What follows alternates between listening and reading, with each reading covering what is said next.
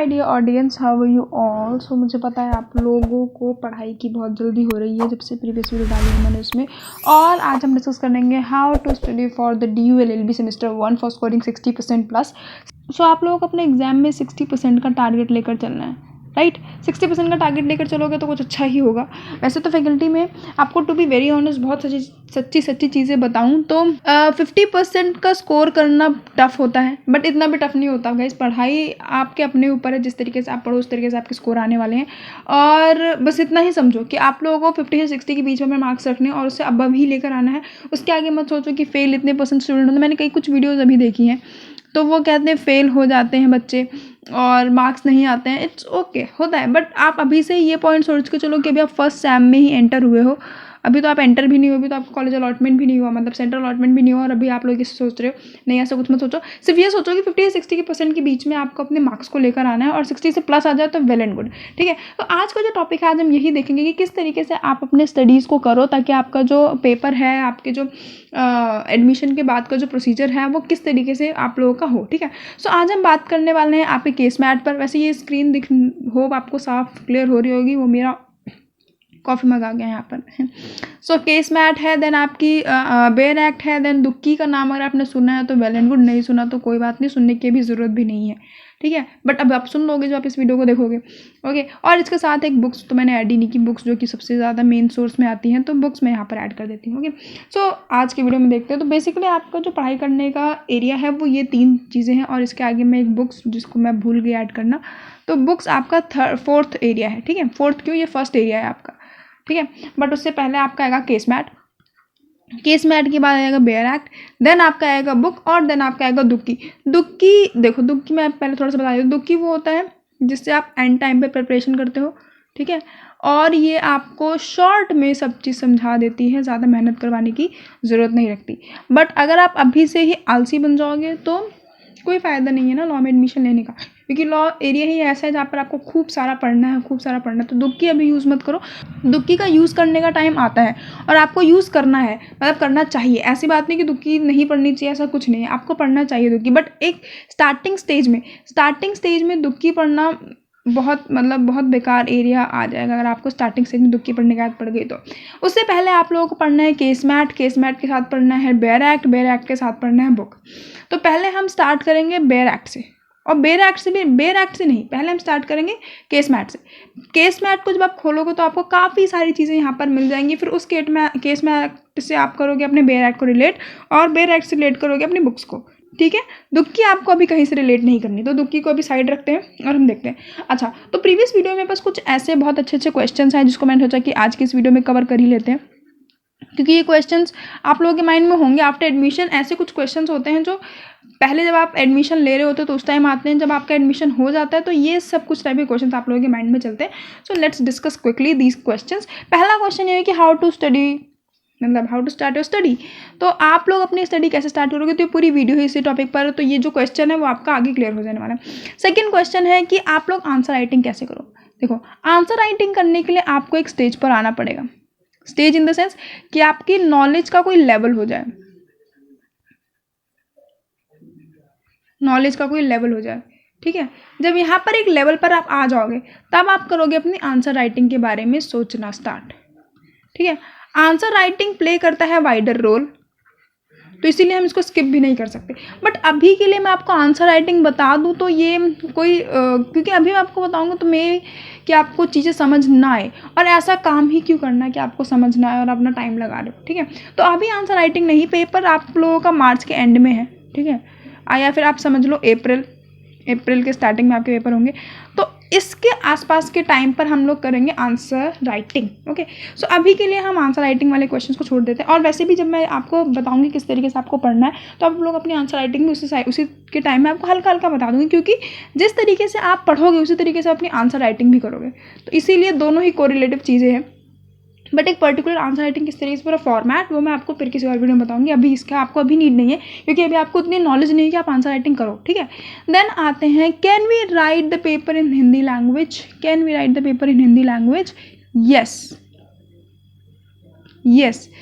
Yes, इसलिए क्योंकि faculty में आपको 2 लैंग्वेज का ऑप्शन प्रोवाइड होता है। फर्स्ट वन इज़ इंग्लिश, जो कि ज़्यादा बच्चे लेते हैं, और देन आपका आता है हिंदी, ठीक है। हिंदी हिंदी भी बहुत सारे बच्चे लेते हैं, बट मैं आप लोगों को बताऊं तो मोस्ट जो प्रेफरेबल है वो आप लोग अगर किसी से ही पूछोगे तो वो इंग्लिश ही माना जाएगा, क्योंकि आप जिस प्रोफेशन में आ रहे हो, आप जहां अपनी इन फ्यूचर प्रैक्टिस करोगे वो होगा कोर्ट। कोर्ट में चलते हैं इंग्लिश लैंग्वेज। स्पेशली अगर आप सुप्रीम कोर्ट की साइड जाना चाहो तो वहाँ पर आपकी ऑफिशियल लैंग्वेज, मतलब कोर्ट की जो प्रोसीडिंग की लैंग्वेज है वो इंग्लिश है, हिंदी वहाँ पर नहीं है। देखो इंग्लिश होने के रीज़न क्या होते हैं वो भी मैं आपको बता देती हूँ। क्योंकि आप लोगों को पता है इंडिया में डाइवर्सिटी बहुत है, तो अगर आप नॉर्थ से थोड़ा मिड में जाओगे तो वहाँ की लैंग्वेज चेंज आएगी, मिड से अगर साउथ में जाओगे तो वहाँ एकदम ही लैंग्वेज चेंज आएगी।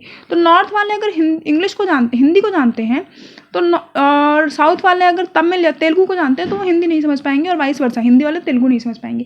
तो इन दोनों के बीच का जो मीडिएशन वाला एरिया होता है वहाँ पर आपकी चलती है इंग्लिश, ठीक है। सो अंडरस्टैंड करने के लिए आपको पढ़ना पड़ेगा इंग्लिश। तो अगर आप इंग्लिश में अपनी कमांड चाहते हो, मतलब अगर आप चाहते हो कि आप जो लॉ कर रहे हो उसमें आप अच्छा कर पाओ, तो आपको इंग्लिश को ही अपनी प्रेफरेंस बनानी चाहिए। ओके, सो मेरा तो यही है कि आप इंग्लिश ही अटैम्प्ट करो, क्योंकि बहुत सारे मेजॉरिटी ऑफ द स्टूडेंट इस कन्फ्यूजन पे रहते हैं कि हमें इंग्लिश में लिखना है कि हमको हिंदी की साइड जाना है, ठीक है। सो ये क्वेश्चन बना रहता है।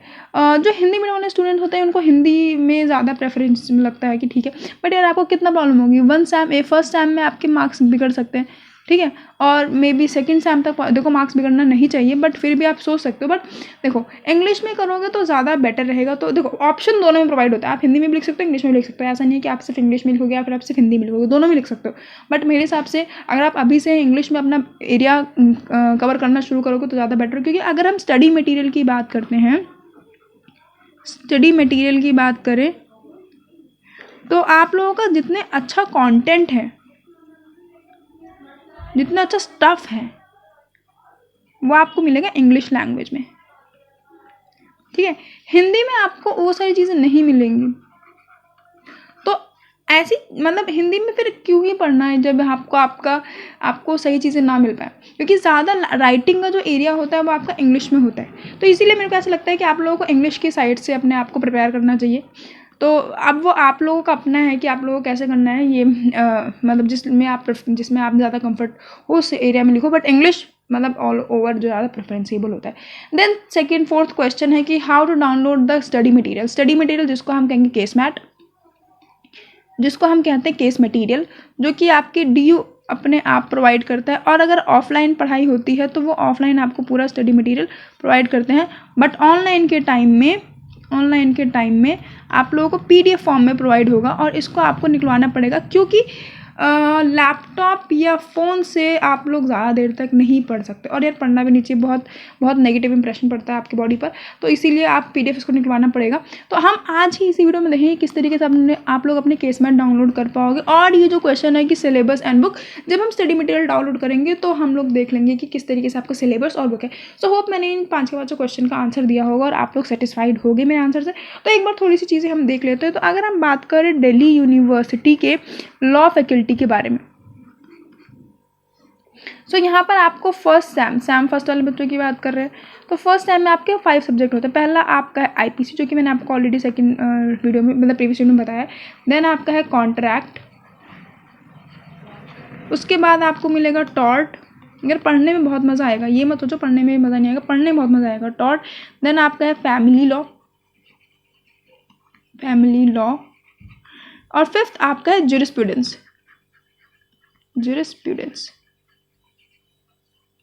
ओके, सो ये आपके 5 सब्जेक्ट है, ठीक है। हर सैम में आपको 5 सब्जेक्ट मिलेंगे। 6 सैम 5 सब्जेक्ट, 30 अप्रॉक्स सब्जेक्ट के आप नॉलेज लेकर जाओगे दिल्ली यूनिवर्सिटी से जब आप अपना लॉ करोगे, ठीक है। तो आपने अब तक एंट्रेंस की तैयारी की है,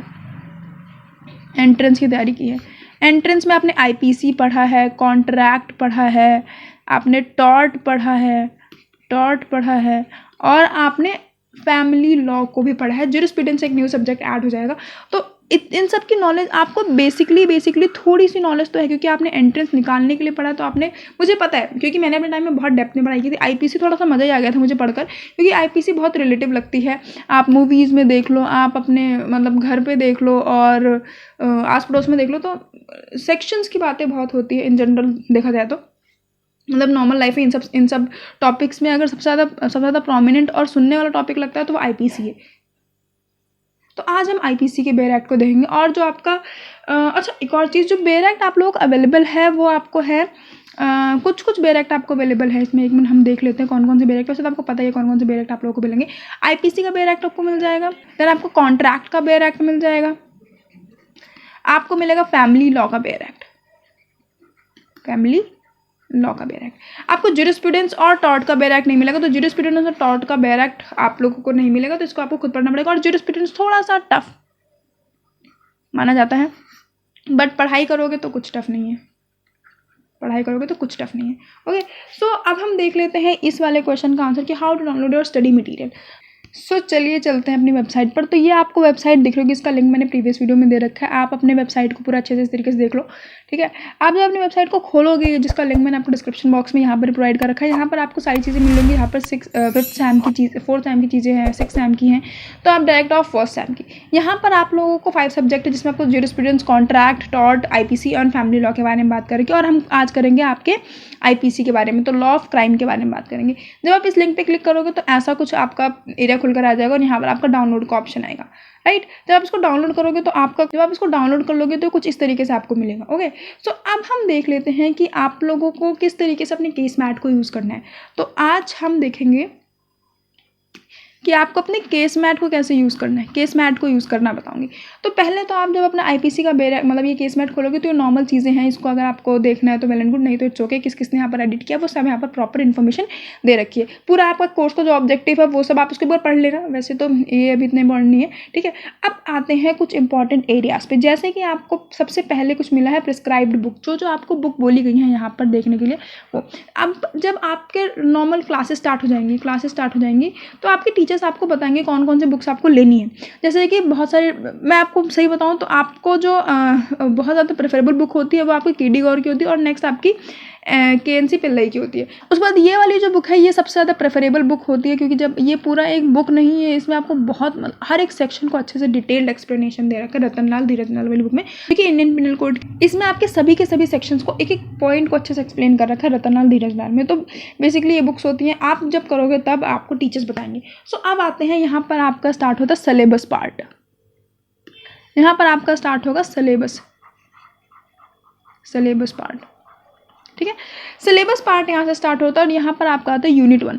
मैं आपको सिर्फ एक यूनिट पढ़ के बताता हूँ वो किस तरीके से पढ़ना है, उसके बाद आप उसी तरीके से अपने आगे की जितने भी यूनिट है उनको पढ़ने लगना। जैसे कि फर्स्ट यूनिट आपको दिख रखा है, मतलब यहाँ पर फर्स्ट यूनिट में लिखा हुआ है principle of मेंजरिया and strict liability. मतलब ये समझ लो कि फर्स्ट यूनिट में आप पढ़ोगे मेंजरिया के बारे में एंड स्ट्रिक्ट लायबिलिटी के बारे में, ठीक है। तो यहाँ से आपको ये चीज़ क्लियर होगी फर्स्ट यूनिट की हेडलाइन से। उसके बाद आप अंदर जाओगे तो कॉमन लॉ प्रिंसिपल ऑफ एक्टस नॉन फेसिट्रियम निसी मेन सिट्रिया, एक्टस नॉन फेसिट्रियम निसी मेन सिट्रिया, ये इसके बारे में इस प्रिंसिपल को पढ़ाएंगे। And exceptions to the principle of strict liability offence, जो भी आपकी स्ट्रिक्ट लायबिलिटी है उसके ऑफेंसेस के बारे में पढ़ाएंगे। फर्स्ट 2 पॉइंट्स आपको पढ़ाया जाएगा वो है आपका nature of crime and element of crime. तो मतलब जब भी आप अपने फर्स्ट यूनिट को पढ़ने में, जिस दिन आप सोचोगे आपको अपनी यूनिट्स को पढ़ना स्टार्ट करना है, उस दिन से जब आप अपने सिलेबस को देखोगे तो इस तरीके से पढ़ना कि कौन कौन से पॉइंट दे रखे हैं। तो पहला आपको दे रखा है nature of crime and second है आपको एलिमेंट ऑफ क्राइम। उसके बाद इसके अंदर आपके 2 केसेस हैं, इन केसेस के अंदर भी कुछ केसेस को एक्सप्लेन कर रखा है, बट मेनली बेसिकली यही 2 केसेस हैं, जिसमें आपका फर्स्ट केस है state of Maharashtra versus mayor हंस जॉर्ज, ठीक है। और ये आपकी सैनिटेशन दे रखी है कि कौन सा, ये आपको पढ़ना सीखना पड़ेगा,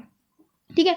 तो हम उसको देखेंगे। देन आपका आएगा सेकंड केस जो है state of MP versus Narayan Singh, ठीक है। ये आपका 1989 का केस है। तो इस तरीके से आपको पता चल गया कि आपका फर्स्ट यूनिट में क्या क्या है। 2 केस लॉज है, 2 टॉपिक हैं, जिसमें आपका नेचर ऑफ क्राइम और एलिमेंट है। उसके बाद इसी एरिया में आपको 2 चीज़ें बताई जाएंगी, मेंजरिया और स्ट्रिक्ट लायबिलिटी। मतलब पहला जब आप अपना स्टार्ट करोगे तो आपको मेंजरिया और स्ट्रिक्ट लायबिलिटी को पढ़ना बताएंगे। इसी तरीके से इसमें कोई सेक्शन एक्सप्लेन नहीं है, तो मतलब आपको बेसिकली थ्योरी टाइप का कुछ पढ़ना है। नेक्स्ट अगर हम देखते हैं तो इसको मैं थोड़ा सा बता देती हूँ यहाँ पर आप, और किसी, क्योंकि यहाँ पे सेक्शंस भी हैं। तो जब आप सेकंड यूनिट पर जाओगे तो आपको मिलेगा कल्पेबल होमिसाइड एंड मर्डर, ये पढ़ने को मिलेगा। इसमें कुछ सेक्शंस यहाँ पर है। और अब यहाँ पर आएगा आपका बेयर एक्ट का मेन केस। बेयर एक्ट को आपको पढ़ना यहाँ से स्टार्ट करना पड़ेगा। ओके, बेयर एक्ट कैसे, क्योंकि यहाँ पे सेक्शंस है। सेक्शंस आप कहाँ पढ़ोगे, बेयर एक्ट से। अगर आपको बेयर एक्ट में कुछ चीज़ें समझ नहीं आती तो आप जाओगे बुक्स की साइड, जो कि बुक्स आपको आपके टीचर्स बताएंगे। अभी आपको कोई भी बुक परचेज करने की जरूरत नहीं है, तो बेयर एक्ट तक ही आपको रहना है, ठीक है। बेयर एक्ट में सेक्शन 299 जो कि आपका कल्पेबल होमिसाइड है, 302 जो कि मर्डर का है, 304 जिसमें पनिशमेंट दे रखी, और उसके साथ आपको कुछ और सेक्शंस पढ़ने हैं जो कि 8 से लेकर 11 तक है। देन 21 है, 32 है, 33 है, 39 है, 52 है।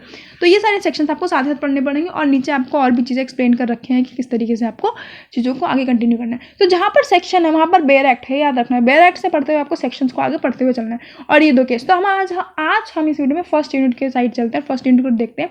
तो फर्स्ट यूनिट डायरेक्ट हम ओपन कर लेते हैं। मैं आपको पूरा नहीं पढ़ के बताऊंगी, बट फिर भी हम थोड़ी चीज़ें देखेंगे कि फर्स्ट यूनिट में आपको किस तरीके से पढ़ना स्टार्ट करना है। ओके ओके, सो ये आपको पूरा करिकुलम दे रखा है, किस तरीके से आपकी पढ़ाई चलेगी, कितने वीक में क्या होगा, और वो सारी क्लासेस। अगर ये ऑफलाइन होता तो ज़्यादा मज़ा आता पढ़ने में। ओके, सो आपका आएगा यहाँ पर फर्स्ट यूनिट का फर्स्ट टॉपिक। अच्छा, यहाँ पर क्वेश्चन पेपर्स भी अवेलेबल है। अभी आप क्वेश्चन पेपर मत देखो, अभी आप नॉर्मल पढ़ाई करो। क्वेश्चन पेपर्स, अच्छा एक और चीज़ आप याद रखना, जिस तरीके की क्वेश्चन हैं, explain the rational behind punishment of person guilt of a strict liability offence in the absence of guilty mind. अच्छा, अब आपको ये पूरा क्वेश्चन पढ़ के समझ नहीं है, इट्स ओके, कोई बात नहीं समझ आया तो। बट आप इस क्वेश्चन से आपको ये चीज़ तो समझ आ गया होगा कि आपको ऐसे क्वेश्चन नहीं आएंगे कि explain this section 299 and then question mark, ऐसा कुछ नहीं आएगा। आप ये देख लो, प्रिंसिपल फैक्ट के क्वेश्चन टाइप के आएंगे, तो इसलिए आपको केस लॉस पढ़ना जरूरी है। जब भी आप क्वेश्चन के केस लॉस को पढ़ोगे, मतलब जब भी आप केस मैट पढ़ोगे, तो आपके जो जितने भी क्वेश्चन आएंगे पेपर में वो उन्हीं केस मैट से रिलेटेड होंगे। तो जब भी आप क्वेश्चन पढ़ो तो अपने माइंड में याद कर लो कि इस क्वेश्चन से रिलेटेड कौन सा केस है, और उसको फिर एक्सप्लेन करना शुरू करो। इस तरीके से आप क्वेश्चन जब पढ़ रहे हो, जब भी आप केस मैट पढ़ोगे, तो ऐसा आपको दिमाग में लेकर चलना है, ठीक है। तो कुछ क्वेश्चन पेपर हैं, ये आप जब करोगे तब अभी इन क्वेश्चन रुक जाओ, क्वेश्चन को सारे अभी हम देख लेते हैं कि आपके सब्जेक्ट। सबसे पहला यूनिट यहाँ से स्टार्ट हो रहा है आपका यूनिट 1, जिसमें आपको जनरल इंट्रोडक्शन दे रखा है, जिसमें आपको पढ़ना है nature and definition of crime. तो ये 2 चीज़ें आपको पढ़नी, जिसमें हम फर्स्ट पॉइंट पढ़ेंगे नेचर ऑफ क्राइम, ठीक है। तो जब भी आप पढ़ोगे, देखो मैं इसको पूरा पढ़ के नहीं बताने वाली, क्योंकि आपको खुद ही समझना है, ओके। बट हम जब इसको पढ़ेंगे तो आपको कैसे यहाँ पर देखना है, तो धीरे धीरे चीज़ों को पढ़ना शुरू करो। ऐसा एकदम से जंप मार दोगे तो आपको खुद समझ नहीं आएगा कैसे करना है। तो मैं कुछ चीज़ें आपको यहाँ बता दूँ, जैसे कि जब आप पढ़ो तो यहाँ पर क्वेश्चन ऑलरेडी मैंशन है कि इस पैरा में क्या आंसर दे रहे हैं। आगे ऐसी चीज़ें मैंशन नहीं, कुछ ही केसेस में कुछ ही पॉइंट पे ऐसा है। तो आप जब पढ़ोगे व्हाट इज क्राइम, तो आपको यहाँ पर ये पता चलेगा, यहाँ पर क्राइम के बारे में बता रखे हैं। इसमें लिखा हुआ है, we must answer this question at the outset. In order to answer this question, we must know first what is the law, because two questions are closely interrelated. मतलब यहाँ पर लिखा हुआ है कि अगर आपको क्राइम की डेफिनेशन देखनी है तो उससे पहले आपको लॉ की डेफिनेशन देखनी पड़ेगी, क्योंकि ये दोनों इंटर रिलेटेड हैं एक दूसरे से क्लोजली, ठीक है। ऐसे जब आप पढ़ोगे, अब जब आप इसको निकलवा लोगे, तो आप खुद ही पेंसिल से इसको मार्क करते चलना। तो यहाँ पर ऐसे आगे पढ़ते हैं, traditionally we know a law to be a command enjoining a course of conduct. मतलब ये कमांड है, ठीक है, जो कि आपको कोर्स ऑफ कंडक्ट बताता है। द कमांड में be a sovereign of the political superior और द पॉलिटिकल इन्फीरियर। मतलब क्या कमांड हो सकता है, कोई सुपीरियर इन्फीरियर को दे रहा हो, ठीक है। सो इस तरीके से आपको अपनी चीज़ों को पढ़ते हुए चलना है, ठीक है। ऐसे आप पढ़ो, आप नीचे तक पढ़ो, सब चीज़ों को पढ़ते हुए चलो। और यहाँ पर आपको काफ़ी सारी चीज़ें मिल रखी होंगी, इसे ये आपको पढ़ना पड़ेगा। यहाँ पर अगर मैं आपको चीज़ें पढ़ाने का मतलब बैठूंगी, तो गाइस मैं खुद पढ़ रही हूँ, तो मैं आप लोगों को ऐसे नहीं पढ़ा सकती, ऑब्वियस सी बात है। और आगे आपको कुछ डेफिनेशन दे रखी है, जिसमें आपको moral, civil and criminal wrong के बारे में एक्सप्लेन कर रखा है, ठीक है। तो आपको ये पढ़ना पड़ेगा, क्या होता है क्रिमिनल लाइबिलिटी, सिविल लाइबिलिटी, वो सब चीज़ें आपको आगे मिलेंगी। यहाँ पर देखो, यहाँ पर आपको सिविल एंड क्रिमिनल रॉन्ग के बारे में एक्सप्लेन कर रखा है। तो आपको बहुत अच्छे से हर चीज़ को एक्सप्लेन कर रखा है। आप ये मत सोचो कि आप यहाँ पर आपको यहाँ पर कुछ भी स्किप नहीं करना, वर्ड टू वर्ड पढ़ना, क्योंकि भी आप इनिशियल स्टेज में हो तो आपको पढ़ना चाहिए, ठीक है। देन यहाँ पर क्रिमिनल एंड मोरल रॉन्ग के बारे में लिख रखा है, और ऐसे करते करते आप अपनी चीज़ों तक मतलब केस लॉज में आ जाओगे, उसको पढ़ना है, ओके। सो होप आपको जो चीज़ें हैं आपको समझ आया है किस तरीके से पढ़ना। तो मतलब मेरे कहने का क्या मतलब है कि जब भी आप पढ़ो तो आप टॉपिक को पहले देख लो, आप कौन से टॉपिक को पढ़ने जा रहे हो। टॉपिक को देख लो कि आप कौन से टॉपिक को पढ़ने जा रहे हो, ठीक है। जब आप टॉपिक को देख लोगे तब आपको उसके आपके खुद में, जैसे कि आपको पता है इस वाले आपको पूरे उसमें मेंजरिया के बारे में बताया जाएगा, ठीक है। तो आपने अब तक अपने एंट्रेंस पॉइंट पे जो आपने मेंजरिया के बारे में पढ़ा है वो आपके माइंड में रिकॉल होने लगेगा।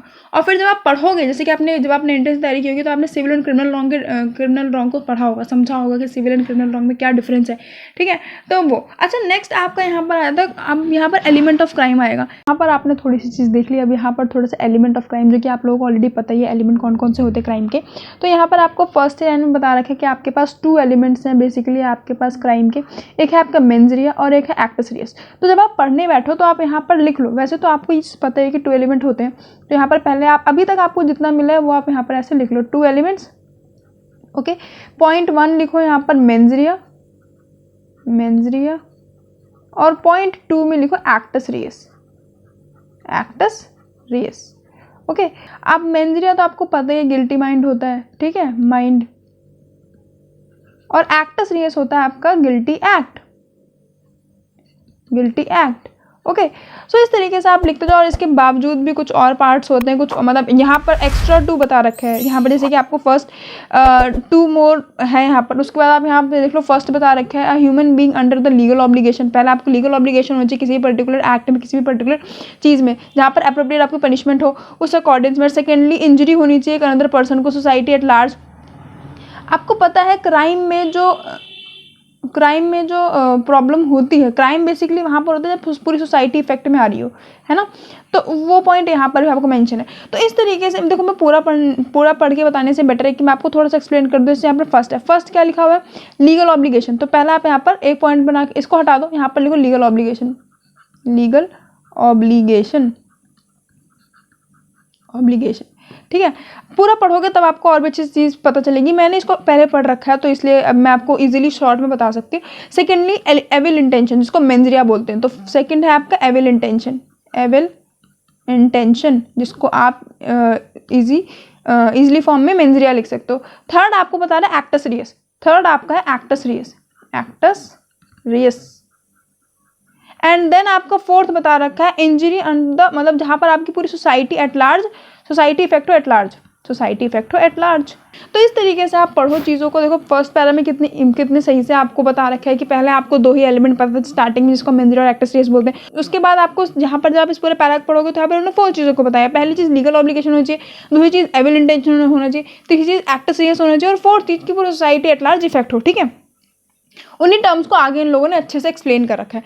तो आप लोगों को ऐसे ही पढ़ते हुए चलना है। जब भी आप कोई नई चीज़ पढ़ो, कोई भी पॉइंट लिखो, तो ये जो यहाँ पर ये जो इतना स्पेस दे रखा है ना, यहाँ पर जो साइड में आपको इतना स्पेस दे रखा है ना, इसको यूटिलाइज करो। जब आप इसको निकलवाओगे तो आपके पास बहुत ही अच्छा एरिया होगा लिखने के लिए, ठीक है। तो आप वहीं पर अपने छोटे छोटे नोट्स बना लो, ताकि जब आप अपने पेपर के टाइम में उसको पढ़ो तो आपको मिले। देखो यहाँ पर कुछ केस लॉज भी दे रखे हैं, मतलब जजमेंट्स भी दे रखे हैं। इन जजमेंट्स को भी पढ़ो, उनके साथ साथ में सब कुछ एक्सप्लेन है, ठीक है। तो आपको सिर्फ पढ़ना है अपनी तरफ से। तो ऐसे ही आप अपने जो भी आपके केस लॉज हैं, जो कि आपको यहाँ पर मिल चुका है, मतलब यहाँ पर मैंने आपको थोड़ा सा एक्सप्लेन किया, एक्टस रियस देखो यहाँ पर एक्सप्लेन करके। इस तरीके से जितने भी टर्म मैंने आपको स्टार्टिंग में 4 उसी पैरा में से पढ़ के बताए हैं, वो सारे आगे के फर्दर पेजेस में उन सबको एक्सप्लेन कर रखा है पूरे अच्छे तरीके से। Injury of the human being, ठीक है, इंजरी टू ह्यूमन बींग यहाँ पर भी बता रखे हैं। सो यहाँ पर आपको केस मिलेंगे, कुछ केसेस देख लो आप यहाँ पर जो आपके मिल रहे हैं। फर्स्ट केस जो मैंने आपको बताया था, हम यूनिट 1 का सिलेबस देख रहे, तो आपको फर्स्ट केस था। तो जब हमने फर्स्ट केस पढ़ा था जिसमें था state of Maharashtra versus mayor हंस जॉर्ज, ये वाला पूरा केस है। ये आपका जो यहाँ पर ये जो नाम है, ये आपको पता करना चाहिए। यहाँ पर जहाँ पर जे लिखा है, मतलब ये जस्टिस, कोई जज अपने ओपिनियन को बता रहे हैं, ठीक है।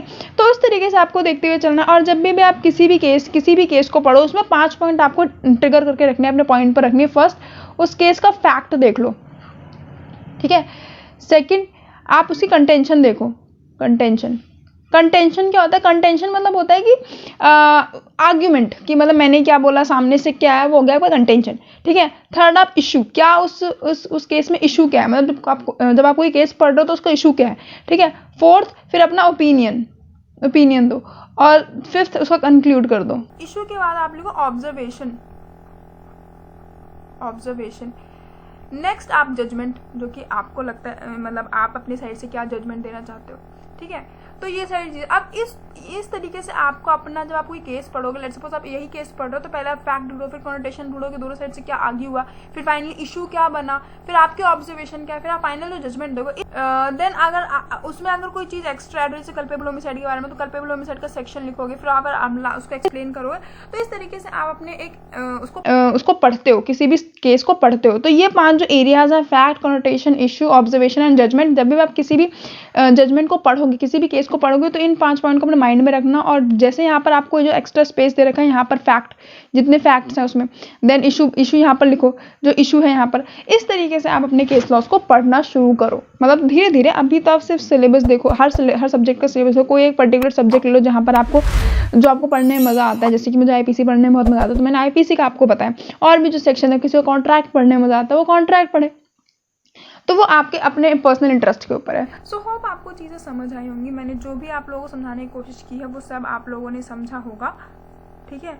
और अगर और भी कुछ डाउट है तो प्लीज़ कमेंट करना, मैं पूरा और भी अगर कोई डाउट हो तो प्लीज़ कमेंट करना, मैं आपको ज़रूर उसका रिप्लाई करूँगी। और अगर आप इंस्टाग्राम पे मुझे मैसेज करते हो तो डेफिनेटली वहाँ पर तो आपको मिल ही जाएगा रिप्लाई।